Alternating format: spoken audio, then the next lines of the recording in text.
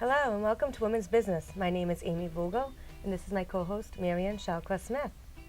We would like to welcome you to our mentoring program designed to educate the community on issues facing women.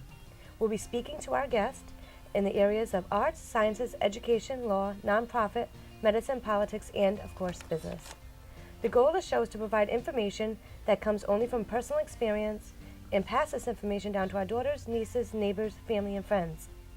Much of the content will relate to the guest speaker's journey in their chosen profession, how they got there, and why they are there now, what they learned along the process, and what they wish to share with you. Since women-owned businesses are the fastest growing sector of our economy, my guests will close with what lesson they would like to pass on to listening audience. Today, our guest is Vanessa Volz. Welcome. Thank you so much for having me. Thank you for coming. So Vanessa, you are currently the Executive Director at the Sojourner House. Yes. For our listening audience, why don't you explain what the Sojourner House is, just so they have an understanding of it, and it's right here in Rhode Island. Yes. So Sojourner House, we are a comprehensive domestic violence agency. 2016 actually marks our 40th anniversary, so we have been providing services here in Rhode Island since 1976. We were originally founded by a group of Brown University students, alumni, and staff members who gathered. They were very concerned about domestic violence in our community. They recognized that there weren't many resources available to victims. They realized that people weren't even talking about it. It was something that was happening, but no one was even acknowledging. So Sojourner House developed as an independent nonprofit. We haven't had an affiliation with Brown or anything since the founders kind of came together in the mid-70s. And Sojourner House was founded, and our first program was actually a hotline, so to provide resources and information to victims. And initially, the agency was run by volunteers. We didn't even have paid staff until later, a few years later, and then a more formal organizational structure developed. And the agency has grown quite a bit in the last 40 years, and if you fast forward to where we are right now in 2016, we provide services in 2 locations in Rhode Island. We have a drop-in advocacy center in Providence, which is open to the public Monday through Friday, 9 to 5. Individuals and families can literally drop in, or clients often make appointments, but either way is fine. And we always have staff members available during our business hours. We have advocates available who speak English and Spanish. We do have a lot of Spanish-speaking clients. We can provide interpretation services for clients who speak languages other than English or Spanish, but we can provide emotional advocacy support. We provide support groups at the drop-in center. We have a youth advocate who works with children who have witnessed domestic violence because oftentimes there are issues related to children who have witnessed domestic violence and then have issues in school and focusing on their academic work. We also provide an immigration advocacy program, which is a newer program, so we can help undocumented victims obtain an alternative visa, and then that helps them also get a work permit. So that's a newer program. We also provide HIV counseling and testing at our drop-in center. You don't have to be a victim of domestic violence. We do the work because we know individuals who are affected by abuse are at a higher rate of contracting HIV and other STIs. But anyone can literally drop into our office in Providence and get a free, confidential, no questions asked HIV test. It takes about 15 minutes. So that's available as a resource. And we also do a lot of educational work in the community. So we have some programs with middle and high schools in Providence and the Northern Rhode Island area. We do workshops on healthy relationships, helping students understand what are healthy and unhealthy relationships. What are warning signs if your partner is being abusive or emotionally or verbally abusive. And then we do quite a bit of teen pregnancy prevention work. We actually have a grant through the Rhode Island Department of Health to do some teen pregnancy prevention. Again, we know that teenagers that become pregnant are at a higher risk of being in an abusive relationship as well. So those are some of our community programs, and when you think of a domestic violence agency, you probably think of shelter and housing, and that's actually our largest program. And so in Northern Rhode Island, in an undisclosed location, we do operate an emergency shelter, which we've had since the mid-1980s. And the emergency shelter provides temporary housing to women and children. And we have expanded our residential program because we have recognized that families often come to us and they really need longer term housing. So the original idea was someone might be in a crisis situation and they might come to us and they really just need maybe a few days, maybe a couple of weeks before they move on. But what we have found over the past few years is that clients come to us and they have nowhere else to go. And They might not have an education or a professional background that would enable them to support themselves financially. A lot of them have experienced financial abuse in their relationship, so they come to us not having a savings account, not having an income, and so it's going to take longer than a couple of weeks to help that kind of family move on to more permanent housing. So in response to that, we've developed a transitional housing program. So we now actually own some apartments and we lease some apartments and then sublease them to families, and transitional housing is longer term housing for families. So clients can stay in those apartments for 18 or 24 months, up to 2 years. They receive supportive services. So they're assigned to an advocate who helps them work with their individual goals. And everyone has different goals. Some people are working towards their GED. Some have an education but need professional help, resume help, interview help.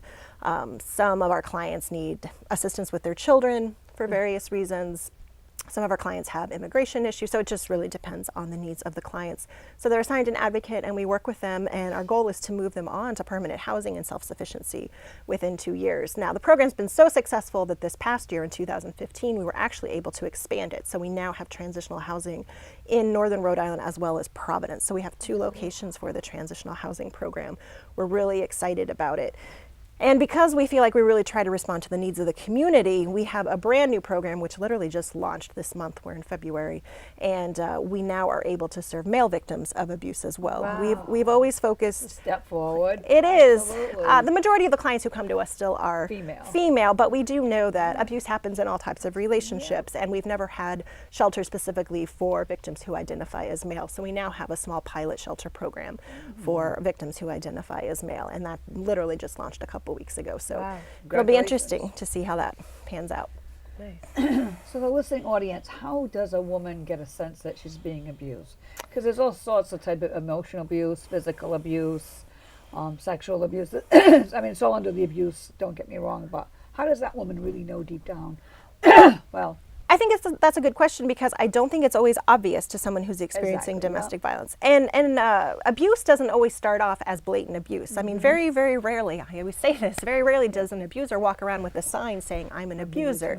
Oftentimes, someone becomes involved in a relationship and their partner is loving and warm and nurturing and caring.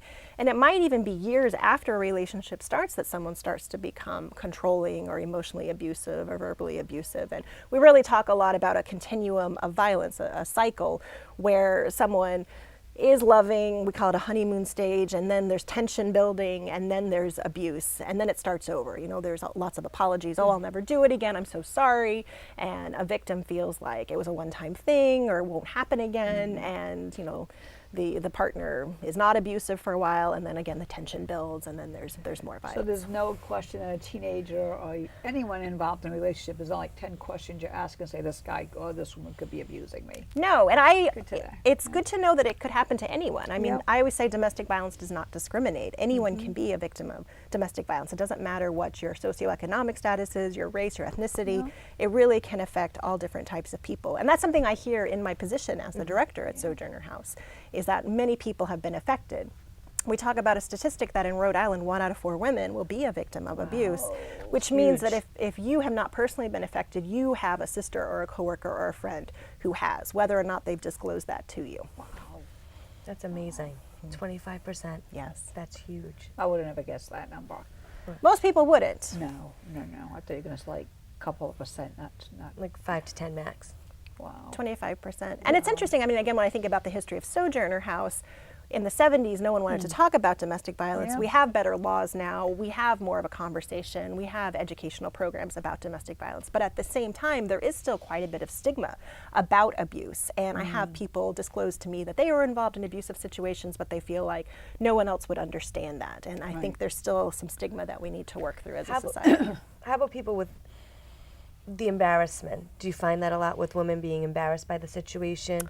Absolutely. I mean, a lot of times victims blame themselves. They think they should have done something differently. They think they brought the abuse on. They think they should have left earlier. So there's a lot of self-blame that goes on. And again, I think looking at the way that we react as a society, there's a lot of victim blaming that goes on in our society. If you think about the way the media covers domestic violence or sexual assault, there's still lots of conversation the victim should have done differently. And our clients certainly internalize those types of messages. It's amazing. So how did you end up from as you said earlier, that you're not from Rhode Island originally. Right. So how did you end up in Rhode Island and in this position? Yay, picking Rhode Island. Thank you very much. It's a great state. Small state, but it has a lot to offer. Lots of it. So I am very happy to be here, but I am not a native Rhode Islander. I moved here almost 10 years ago. I actually went to law school. I was down in Athens, Georgia. I'm not from Georgia either, but I was attending law school, and I was looking to relocate in the Northeast area, so I was applying for jobs in Boston, and Rhode Island was nearby, and I'd actually had a friend who had attended RISD, and I had visited her a couple of times in Providence, and always thought it was a nice city, so I threw my hat in the ring for a couple jobs, and I was actually offered both of the jobs I applied for in Providence, and I accepted one of them and moved up here. I kind of thought, ooh, a new adventure. I've never lived in New England. Providence seemed like a great town, and I'm still here 10 years later. How do you like our accents? Are you getting used to it? I think I'm pretty used to them, yeah. That was one thing. My husband's from the Midwest, and when he first came, he's like, sometimes I didn't understand what people were saying. It's just certain words sometimes. Yeah, and I have one of the thickest accents, so I'm like, I don't know how you ended up with me. And now, if someone does call in because they're not sure if they're being abused and they want to check in, how would they get in touch with somebody, and is it confidential? Absolutely. Because if, let's say, they are someone that has status, or they're afraid the person abusing them is going to come back at them, or what retaliation, how do they know that what they're saying isn't going to be leaked out to anyone? So confidentiality is of utmost importance to us as an agency, and all of our programs are driven by strict guidelines around confidentiality. And so our advocates are trained. We don't release confidential information. We even keep limited amounts of notes, so we don't have documentation of certain things. And that's why we've developed our programs in certain ways. So our emergency shelter, for example, is in a confidential location. It's alarmed. The police are the only ones who really know where it is, so that they can provide backup. Our immigration advocacy program came out of what I think you were referring to, this fear that many undocumented victims might have about even reporting abuse. That's why our program even came about, because we recognize that there are certain victims that are in abusive situations and they feel like they can't report. And so we wanted to remove that barrier. So anyone could call our hotline. We do have a hotline available 7 days a week. And when they call, they can speak with an advocate. Everything they tell us is confidential. We can give them emotional support. We can give them information for referrals and resources that they might want, particular to their situation. Our drop-in center, when clients come in for face-to-face appointments, all of that is confidential. Support groups are confidential. We really operate under a very strict sense of keeping. So there is a support group that a woman or a man can come to, like on a weekly basis or daily basis? Yes. So we offer support groups in various locations, some in northern Rhode Island, some in the Providence Is area. transportation an issue sometimes for the victims? Sometimes, and depending on the situation, we can sometimes provide assistance, provide bus passes if clients need that kind of assistance. But we keep them confidential. We don't broadcast where they are and when they are. Absolutely.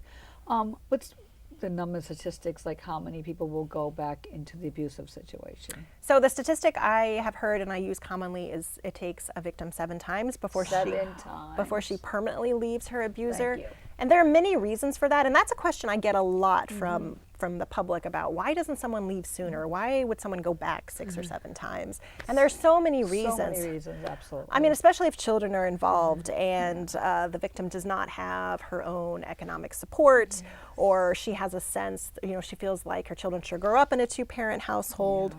If religion is a factor and the victim is feeling that her religious institution expects that someone married should stay married and divorce isn't allowed. And also, relationships are complicated. There are a lot of emotions involved. It's not black and white. It's not, and I think it's hard for some people who aren't in abusive relationships to realize that you can love someone even if they don't treat you well all the time. And when you do love someone, it can be very difficult just to walk away from a relationship, especially as I mentioned earlier. I mean, most of our clients have been involved in these relationships for years or even decades. Like, again, abuse isn't something that just usually starts overnight. It's something that escalates over a long period of years. And so when you have that kind of history with someone, it can be very difficult just to walk away How about from the it. average age? Do you see too many seniors, like I'm talking in like in their 60s, 70s walk away? Is there like an average age, 20s or 30s? So if I were to estimate our average age range for our clients, it's probably between 18 and 42 are most of the okay. clients that we see. A lot of them come to us who have children, and probably that's why they're coming to us, because they do need additional support because children are involved. However, you speak to an issue that we know is a problem in senior abuse, and there are more challenges with senior abuse. Again, if you're looking at senior abuse, especially someone who's been married to someone for 50 or 60 years, a lot of times someone might come in for counseling or individual advocacy but say, I'm not going to leave my partner even though he's abusive. I've lived with him for 50 years. We have grown children together. Why would I walk away now? So there are different challenges with that kind of abuse. How do you support them knowing that they're never going to leave? Well, we're very client-centered in our work. So, regardless of who the client is, whether they're undocumented or elderly or Latina or, whatever cultural or background they have, we're all about what does the client want. So if a client comes to us and she really just needs emotional support and she needs to feel validated that her situation is a situation, we can provide her that. If she comes to us and she says, I really need to leave, I need a plan for how I can do this, we can provide her with that. But everything we do is really client-centered. We're not there to tell someone, you should do this or you should do that. We're there to say, what do you want to do? And we can help support you in that way. So you guide them. Exactly. Now, would they need Blue Cross or healthcare to get any type of counseling at Sojourner House? No, so we don't have a clinical counseling program. Okay, got it. We have advocates who are trained in domestic violence advocacy, so we can provide emotional support. So, and again, that goes back to confidentiality. There's no record of anyone coming to our agency, so we don't have to worry about that. That fits. Now, if they need additional counseling from a licensed clinician, do you have outreach places you can talk to people? We have referrals. And we have Okay. clinicians we work with that we can refer clients to. That's great. Now, we're like in the child care business. So what about the children at home? I think we really need to talk about that piece.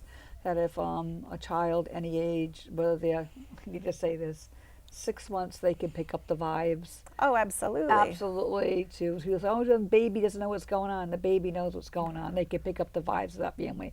Have to put that out there with my child development skills, but I think we need to let listening audience from your perspective know how the children are so effective. Well, and what we know about children who witness domestic violence is that, as you said, I mean, they absorb the violence in a way they're not even conscious of. And so when, again, not to talk statistics, but when we look at statistics, we know that children who grow up in households where there is violence are more likely to either become perpetrators or victims themselves. And it's not rocket science. I mean, when you grow up in an environment where that's what you're seeing as the norm, you tend to emulate that kind of behavior. So that's why we think educational work is so important. Coming in, especially we love the middle school age range, the 6th to 8th graders. That's when students are starting to think a little bit about relationships. Most of them aren't in serious relationships yet, but they're starting to have questions, starting to think about it, and they're more likely to ask questions. So we really like to work with that age group and really have conversations with students about, what is a healthy relationship? What's unhealthy? What happens if you have a boyfriend who doesn't let you talk to your friends on your phone, or, who is texting you every minute of the day? So we really try to, we really think that we can stop the cycle of violence if we can have more prevention programs at the educational level. How do you get a 15, 18-year-old to realize that the texting every hour is not because they love you, but more of a control issue? Well, exactly, and I think that those are the types of conversations we should be having with teens. Is there some type of curriculum? We have after-school programs called Kids Club, and we have it starts like 3 o'clock in the afternoon and goes to 6 p.m. Plus, we're open up when school's out. Is there any type of curriculum that we can kind of bring into our curriculum into the after-school programs? Well, that's an interesting idea. I'd be interested to talk with Really, you more. because we're talking 6, 7, 8, 9, 10-year-olds and up to middle school. But that might be something we can do, is bring that right into the curriculum and teach children for more awareness. And that's what we like to do. We have some educational advocates, and they can come into schools or programs and do workshops with students. I still go back to think about the smoking. How when I grew up, smoking was very, very prevalent. And when they started to bring that education into the classroom, your kids would sit there and say, "Oh, you stink, what are you doing?" Right. And you would look at the children saying, "Oh my goodness, it's a whole different world." Right. And I want to put the responsibility on the children about their parents' abuse. That's what I'm saying. But we can make children be more aware of what really is going on. It's absolutely. not acceptable, Yeah. And maybe teach them that they don't have to be part of that when they're older. Right. To make them realize that they're valued more than that, that they're important than that. And it's hard to ever say in your own house, like, oh no, my parents are doing the right thing. I think a lot of children will hold it in and not say anything because they're afraid to get someone in trouble. Oh, absolutely. So how do you build that rapport and relationship with the child to realize you're not going to get anyone in trouble? We want to help you when you have when you have domestic abuse situations. Right. And I mean, I think that relates back to education and helping students understand, number one, and I think we've been alluding to this, what is violence? What is domestic abuse? What's unhealthy behavior? And how do you identify it? And then once you identify it, who are safe people that you can talk to? And I mean, that's something we talk about with groups of students too. Who can you go to? It doesn't have to be Sojourner House. I mean, we're certainly here as a resource, but really, do you have a friend? Do you have a relative? Do you have someone that you can come and talk to? And that's something I speak a lot about in the community, because oftentimes people will say, what can I do? I'm Jane Doe, I don't work for a domestic violence agency, but what can I do to help victims of domestic violence? And I always go back to that statistic that 1 out of 4 women are a victim. And so someone, whether they've disclosed to you or not. And the most helpful thing you can do is, if someone does trust you to tell you that they're experiencing this kind of abuse, don't be judgmental. Don't tell her, oh, you should do this, or oh, you should do that. But just be supportive, be a listening ear, let that person know that you care about them and that you're there to help in whatever way that they want. That's probably the most helpful anyone can be. So as you say that, don't be judgmental, don't tell them what to do. What would be the top 3 things? They're going to listen, they're going to validate them, kind of hear them, not agree with them, but maybe I know where you're coming from, how can I help you? If that person refuses help and you're the friend or the neighbor or whatnot, how do you teach that friend and neighbor not to get annoyed by that? But do you know what I mean? Because I think a lot of times you go into why are you letting this person do this to you? Stop. And if the person hasn't been trained, right? Do you know what I mean? So then the person then feels judged and might step away. Right. And I get that question a lot, where people do feel frustrated. They have a friend or they have a family member who has disclosed to them, and they've known for months or even years, and the person's still staying in this abusive relationship. And so the friend feels frustrated, kind of like, what else can I do? But again, I just think it goes back to, at some point, your friend might decide to leave the relationship, and it'd be great if you're still there as a support system. It might take 3 months or it might take 3 years, but the more that you can be there, if you really care about that person, the more that you can be there as a support system, the easier it's going to be once that person does decide to leave. So the person shouldn't feel defeated when they're listening to the person. No, not at all. I think one of the most misunderstood parts of abuse too, domestic violence, is the emotional abuse. Yes. When a man or a woman, whatever, says you're ugly, you're stupid, you don't know it, you can't go to college, who do you think you are? You'll never be, you'll pass those grades. It's such an emotional abuse. And the children to listen to that every single day. And they absorb it. And they absorb it. So when it's time for that child to go to college, they feel they take the absorption right from their parent, whoever's getting abused, bring it into their souls, and guess what? You got a whole nother line of people who have no self-esteem, don't think they can be the person they want to be. It's a family problem if there are children in the family. Oh, absolutely.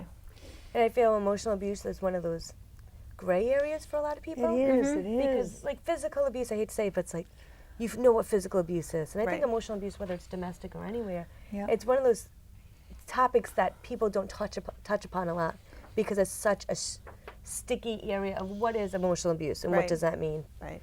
Do you work with that? Oh, absolutely. I mean, we talk a lot with clients and the community about emotional and verbal abuse because, for one thing, very rarely does someone just start off becoming physically abusive. There's usually an escalation, and it starts with verbal and emotional abuse. And, there are certain types of relationships that may never escalate to physical abuse, but if you endure a relationship of intense emotional and verbal abuse for years on end, I mean, that can be just as damaging as physical abuse, and can really cause a victim to, again, going back to blaming the self, feeling like they're doing something wrong, because you start to internalize what your partner is saying about you, that you are worthless, that you're not good at anything, and that really starts to have a long-term effect on the way that you think. As you say that, I think the one thing, the messaging through to listening, you and audience, is it's really not your fault. No, it's not. God. It's I don't not. know how many times we can say that, how many times we can read that, how many times, but somehow, I'm just saying women in general, because I'm a woman, we tend to think it's our fault. I think you're absolutely right, and I think that's why. I don't know how to undo that, because even when employees who have the time to have confidential conversations with me or friends, it's like, it's not your fault, it's really not your fault. And they believe inside them it is. Right. It's a very hard concept to undo. It is, and I feel like a lot of the work that we do at Sojourner House is helping our clients understand that it's not their fault, that they had to go through this horrible experience, but it was not their fault, and they can move forward, and we're here to support them in that journey. It's amazing. Now, is this a national program or is this just a local program? So we're an independent Rhode Island nonprofit, so we're not affiliated with any national organizations, but there are, at this point, domestic violence agencies throughout the country. So Okay. every state has probably several, if not, you know, depending on the size of the state. Is there any pending legislation now for domestic abuse in Rhode Island's General Assembly that needs to be passed? Or Well, we've been working on a prevention bill okay, that would fund prevention work, that would create some funding to do more prevention work. So great. we are hopeful that that might go through. any way we can help you, let us know. Great. Fantastic. If someone wanted to get involved, whether they are a victim of abuse or they want to help people that are victims of abuse, how would they do that? Well, so we at Sojourner House, we couldn't do what we do without the support of our volunteers, and we help. We have volunteers help us on a variety of levels, from answering our hotline to helping with shelter coverage to helping us plan fundraising events. So we have volunteer trainings 3 or 4 times a year. Anyone can contact our office. We have a website, sojournerri.org. There's information about how to contact our office and get involved. That's amazing. Wow. I think the work you do is absolutely amazing. Yeah. And your journey brought you from one place all the way to Little Rhode Island, and now you're the director of a very important part of Rhode Island. Well, thank you. I'm always happy to talk about the work that we do, so I appreciate the We opportunity. can tell when you talk about this, you glow. You really do, just by listening to you. Puts a person in a whole other perspective that there's help out there. There's hope out there. You can get through this. There is. It's amazing sharing you've done here. Thank you very much. If you had to tell anybody one last piece of advice to all people that might be going through this, what would you share with them?